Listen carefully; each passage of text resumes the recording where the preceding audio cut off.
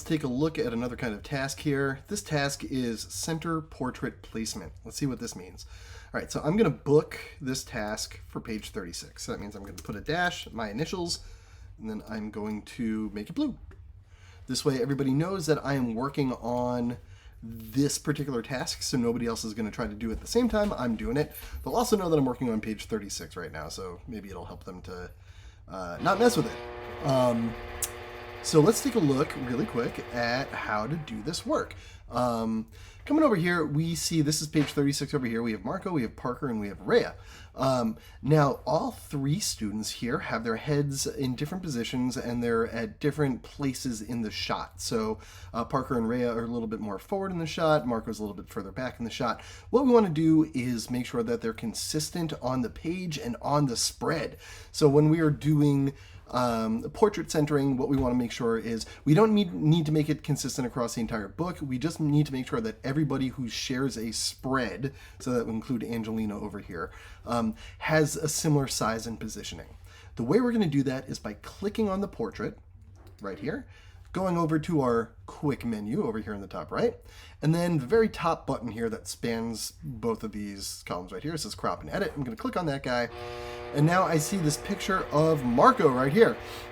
What I can do is I can start dragging these corners in order to make him bigger or smaller. Actually, sorry, that's incorrect.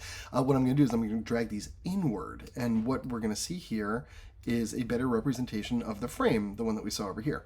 So what I want to do is, let's try about that size and see how we do. So I'm going to, the top of his head, his eyes should be at about 1/3 of the way down the box. So that looks good to me. I'm going to hit save photo. And now we can see that's a much better headshot position than we had before. But the thing is, I have to make sure that Parker and Rhea also fit that exact same level and shot. So let's try that again. So here we have Parker. We're going to bring this down a little bit.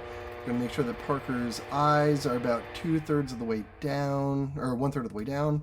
That looks about right. And if we mess it up, we can always come back and try it again. So let's try that. Save photo.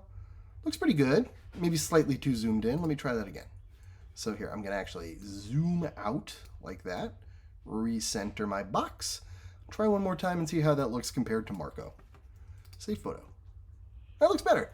All right, let's try it with Rhea. Click on Rhea, go to crop and edit.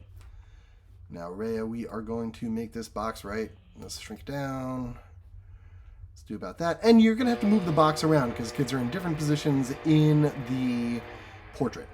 So let's try this one, see how that looks. And again, this is all eyeballing. There's no science to it, you know. There are ways that you could make it easier on yourself if you really wanted to, but eyeballing and doing a little guesswork is totally fine. Then we see our friend Angelina down here in the right corner. Angelina is going to have to be the same size as these pictures up here. It'll be easier when we have all these other pictures loaded. We're just waiting for people to confirm their portraits. If you are one of the people who has not done that, now is a good opportunity for you to do it. Anyway, let's update Angelina's head here. All right, so bring this down a little bit, and here we go. That looks about right. Maybe slightly big, we'll see. I'm gonna bring this down. Eyeball, eyeball. Actually, that looks pretty good. So 1, 2, 3, 4. Way better than it was before. Hit save, and I'm gonna continue save right now. It's yelling at me because of something called low resolution. I will tell you guys what that means in another video, but for now you can just ignore it. Hit continue to save, page is saved, and you're all done.